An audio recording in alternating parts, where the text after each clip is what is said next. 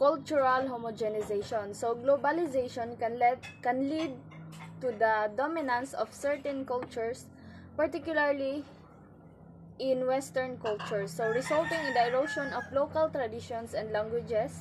Cultural homogenization is the trend of different cultures becoming more alike or similar. So, maong naay globalization because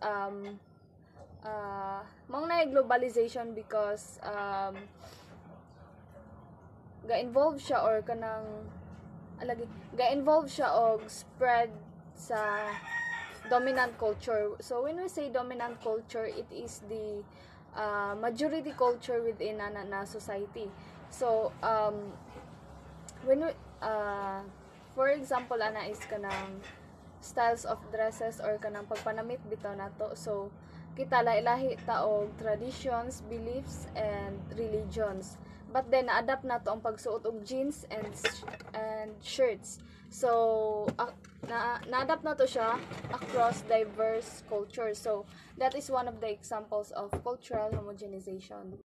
So next is the increased cultural exchange. So globalization facilitates the spread of ideas, music and other cultural elements across borders. So leading to both enrichment and potential dilution of local culture. So ang globalization promotes mutual understanding sa different people nga lahi-lahi og culture, traditions and beliefs. So aside ana is makatabang sad siya para mas mapalambo ang different culture sa tao. And also it can be a powerful tool for fostering a global understanding kay it's all about ang kaning increased cultural exchange. It's all about spreading of ideas just like music, art across diverse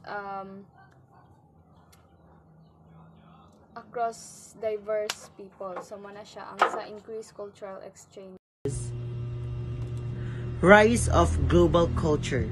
So rise of global culture is globalization contributes to the emergence of a more uniform global culture, with people around the world consuming similar media, music, and fashion.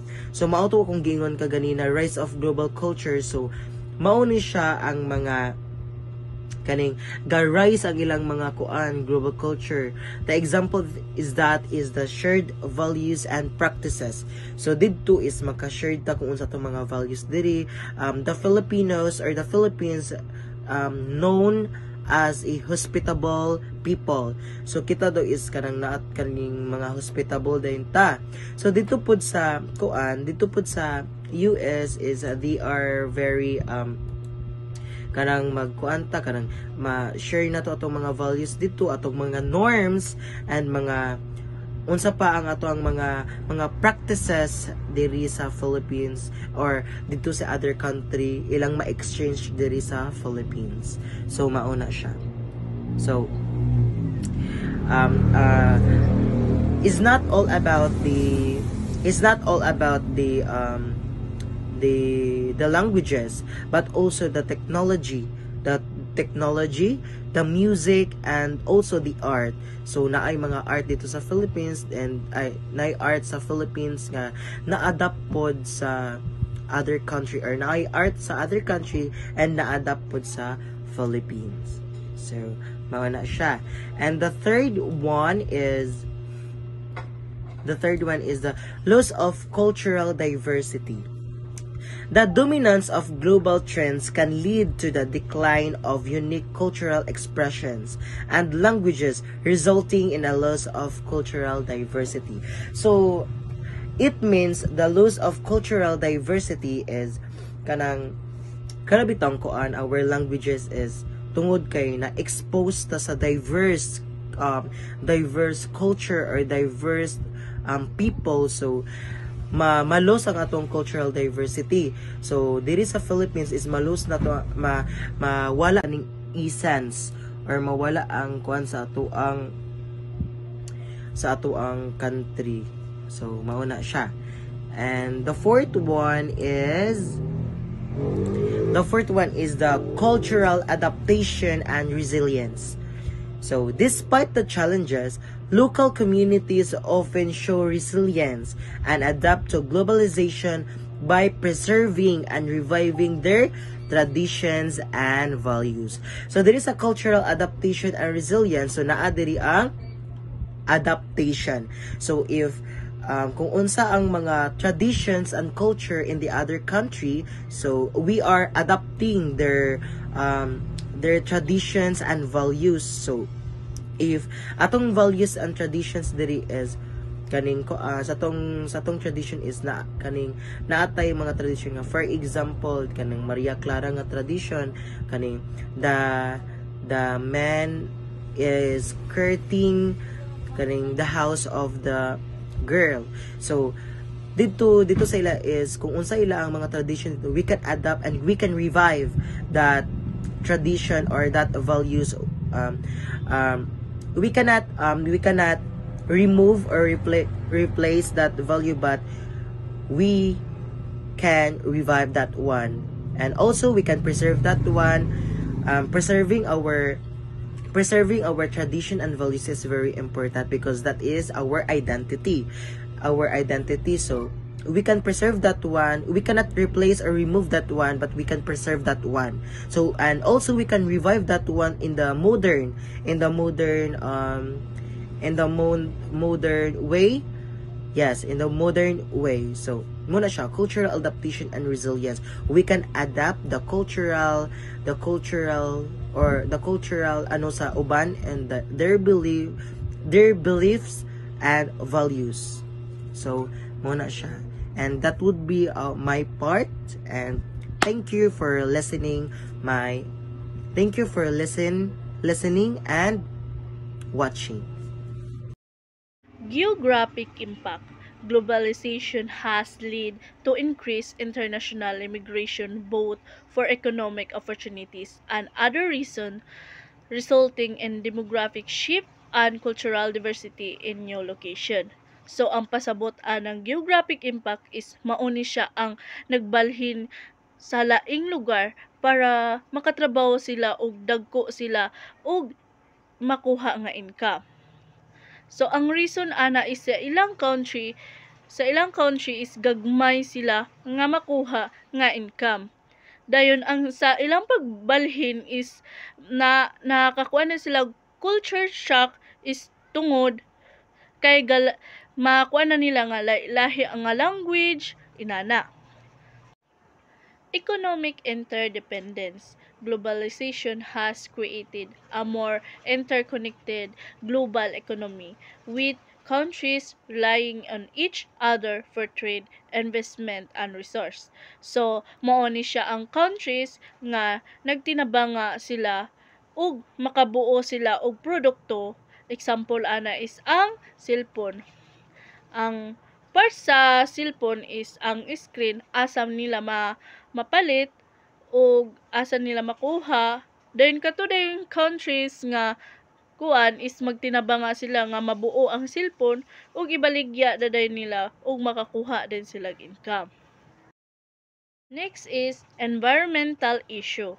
Globalization can exacerbate environmental problems such as pollution and resource depletions as industries expand and consumption's pattern change. So, ang example ana is ang pollution. Muna siya ang example is mga di nila makuan ang mga hugaw from the word environmental issue. Muna siya is ang pollution. Example is ang mga plastic bisag asa nila ginabutang is sabotable ra kay siya og asa makuan ang environmental issue. That's all. Urbanization. Globalization often leads to increased urbanization as people migrate to city in search for economic opportunity. Kani siya ang urbanization kay it talks about people who migrate to city to look for a job, and to have a better salary.